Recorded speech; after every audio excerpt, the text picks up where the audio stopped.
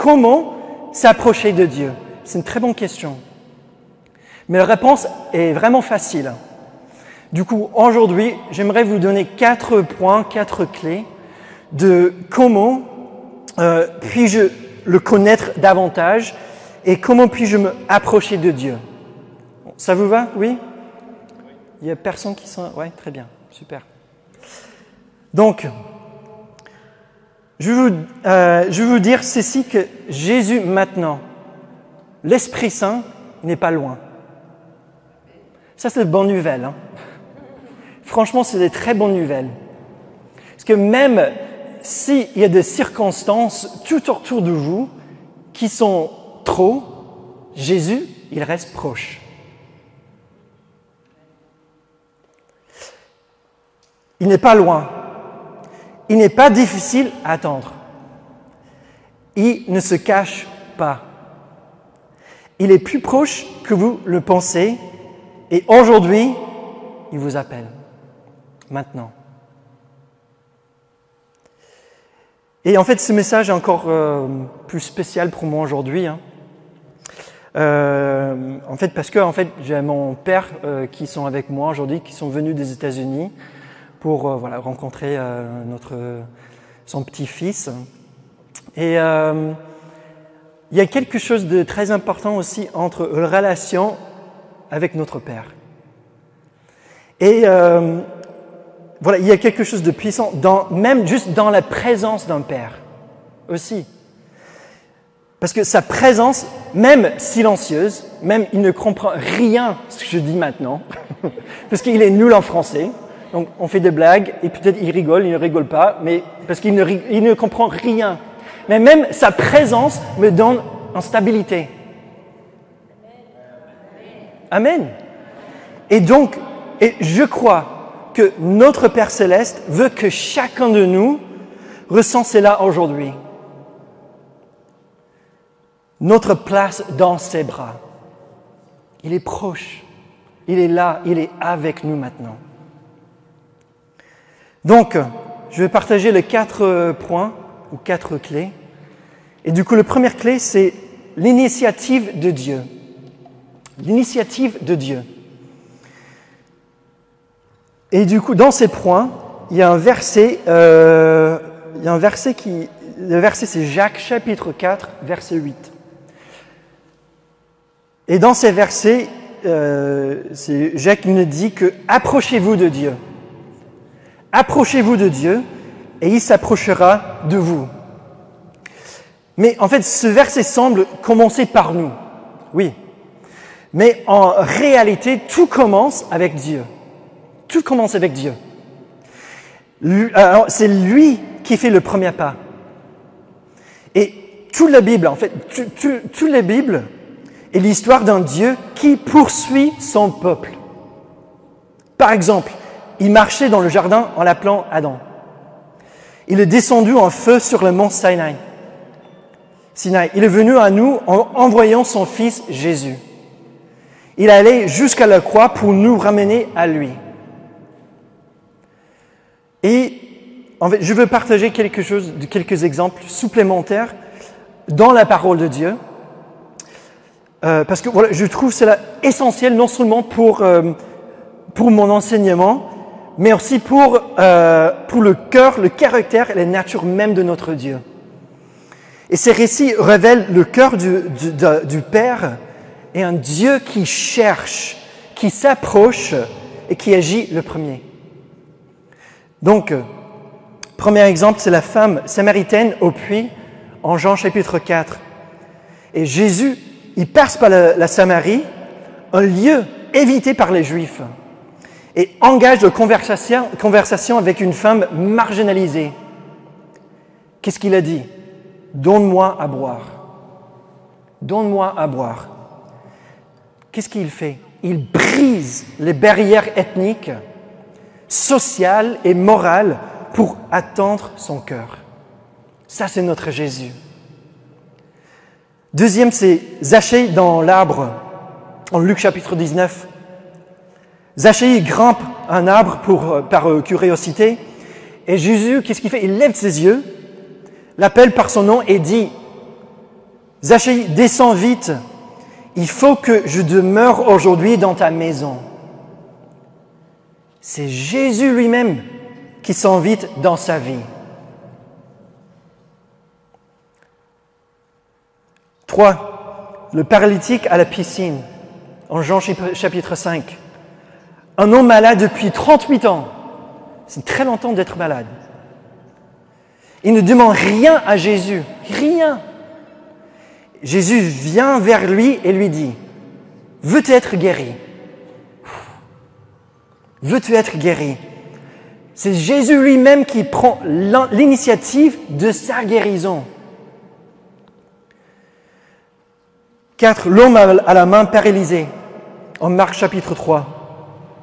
Dans la synagogue, Jésus remarque l'homme et lui dit, « Lève-toi, viens au milieu. » Avant même qu'il ne dise un mot, Jésus agit et le guérit devant tous. Ça, c'est notre Jésus. Le démoniaque Zaïraza, en Marc chapitre 5, Jésus traverse la mer dans une tempête pour attendre un homme possédé et vivant dans les tombeaux. Et l'homme n'appelle pas Jésus, mais Jésus vient. Il chasse les démons et le restaure. C'est Jésus qui a pris l'initiative. 6e, c'est l'appel de Lévi, ou Matthieu, le collecteur d'impôts. Et nous, on déteste les impôts. En Luc chapitre 5, Jésus s'approche du poste du péage. Et nous, aujourd'hui, on cherche pour qu'on ne puisse pas payer les péages.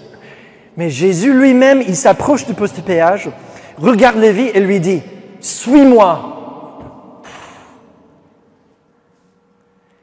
C'est Jésus qui le choisit, lui, un pécheur rejeté, et en fait un disciple du Christ. Il y a la veuve de Naïn, en Luc chapitre 7. Alors qu'un cortège funéraire passe, Jésus voit la veuve en deuil, il s'approche et dit, « Ne pleure pas ». Il ressuscite son fils sans qu'elle n'ait rien demandé. Jésus, il agit par pure compassion. Ça, c'est notre Jésus. L'aveugle à Bethsaïda, à Marc chapitre 8, on amène l'aveugle à Jésus, mais c'est Jésus qui prend l'initiative. Il le prend par la main, le conduit hors du village et le guérit étape par étape. C'est qui a pris l'initiative? C'était Jésus. Pierre, après son reniement, en Jean chapitre 21, l'histoire c'est en versets 1 jusqu'à 19. Donc c'est Pierre après avoir renié Jésus, Pierre ne revient pas vers lui. Mais c'est Jésus qui vient à lui. Prépare un repas sur la plage et dit, « M'aimes-tu? M'aimes-tu » Et il le restaure doucement, sans condamnation. Sans condamnation. Ça, c'est notre Jésus. Et le dernier exemple, c'est Saul sur le chemin de Damas, en Actes des Apôtres, chapitre 9. Même après sa résurrection, Jésus continue d'agir le premier. Alors que Saul persécute les chrétiens, Jésus l'interrompt en pleine route et dit, « Saul, Saul, pourquoi me persécutes-tu » Il transforme radicalement son avenir. Donc c'est Jésus qui prit l'initiative. Donc frères et sœurs, dans tous ces récits, Jésus ne reste pas passif. Il entre dans la douleur, le rejet, le péché, la confusion ou l'opposition, et c'est lui qui agit le premier. Ça, c'est notre roi. Il appelle, il guérit, il restaure, il envoie. C'est ça le cœur de l'Évangile. Dieu fait toujours le premier pas. Et nous ne poursuivons pas un Dieu distant. Nous répondons à un Père qui est déjà proche. Et peut-être que vous êtes là aujourd'hui et que vous avez l'impression que Dieu est silencieux. Mais je veux te dire, avec foi, il a toujours été là. Il t'a cherché dans les silences, dans les larmes, dans les nuits sombres. Il est avec toi. Et en fait, quand je faisais du sport au lycée, je vivais un stress très très fort pendant cette période, quoi. Et je mets beaucoup de stress sur ma vie parce que c'était vraiment ma mission de faire du sport en l'université. Donc voilà, je mettais beaucoup de pression sur moi et donc cherchant à être perfectionniste. Peut-être il y a des autres qui cherchent d'être un perfectionniste aujourd'hui. Et je vois ça un peu dans ma première fille de premier-né elle est vraiment perfectionniste. Elle a un théâtre maintenant. Et du coup, elle a fait sa première spectacle de théâtre il y a quelques semaines. Et c'était impressionnant, même pour un père, pour voir sa fille de faire quelque chose qu'elle adore. C'était merveilleux, quoi. Mais j'ai vu qu'elle était un peu stressée avant, donc je rassurais ma fille. Non, ne t'inquiète pas, Emery, je suis là, on sera là pour toi, on sera là pour te soutenir. Donc j'ai prié pour elle, et du coup, voilà, elle est un peu mieux composée pour... voilà. Et je me rappelle... Avant le spectacle, elle nous regarde à son papa, à son maman, juste pour être rassurée, quoi. Et de temps en temps, on a besoin de la même chose avec notre Père. Et je me souviens de nombreux matchs où, alors que mes parents étaient là, quand j'étais stressé, et je me rappelle que mon papa, il appelait mon nom. Et il me regardait, et c'était juste dans le regard d'un amour d'un parent que tout est calme dans ton cœur. Et frères et sœurs, Dieu, il nous regarde avec compassion, avec miséricorde aujourd'hui. De la même manière, nous devons fixer notre regard sur Jésus. C'est ce qu'on a fait dans la démarche que Père Gilles nous a donnée. Qu'on a fixé nos yeux sur Jésus-Christ, notre espérance. On a contemplé la croix. Et ce que nous contemplons, nous le recevons. Et ce que nous recevons, nous le devenons. On doit devenir un peuple de la croix. Parce que c'est Jésus qui nous a appelés pour porter notre propre croix.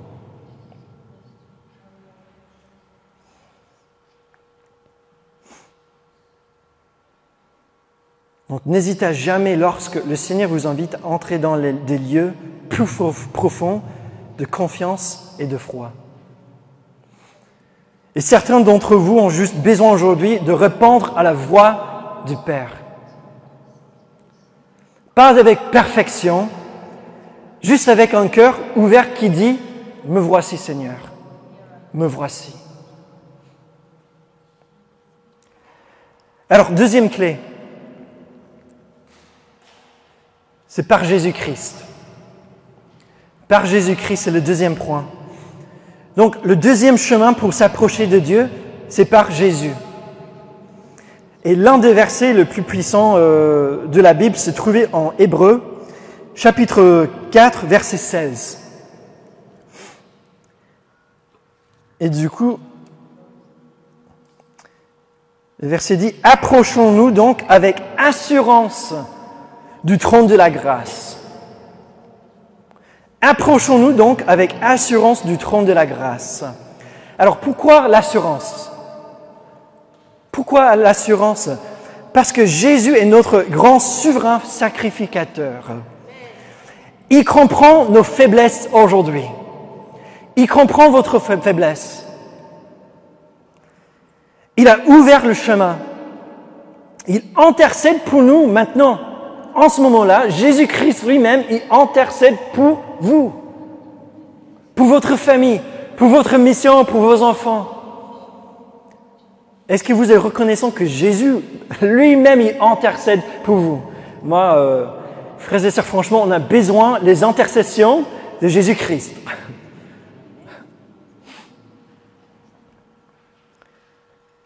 Donc, ce n'est pas un trône de condamnation. C'est un trône de grâce. Et je me souviens qu'il y a une saison dans ma vie, pas très très lointaine, où j'ai failli m'épuiser complètement, presque burn-out quoi. Que j'étais vraiment, beaucoup de voyages, beaucoup de choses avec les enfants, à l'école. Voilà, il y a plein de choses qui se passaient pendant cette période même, avec des choses familiales aux États-Unis. Et donc, mais en fait, j'étais toujours en mission. Donc, j'ai fait des bonnes choses, des bonnes œuvres quoi, pour Dieu. Donc, j'ai dit, alors, comment c'est possible? Qu'est-ce que je fais?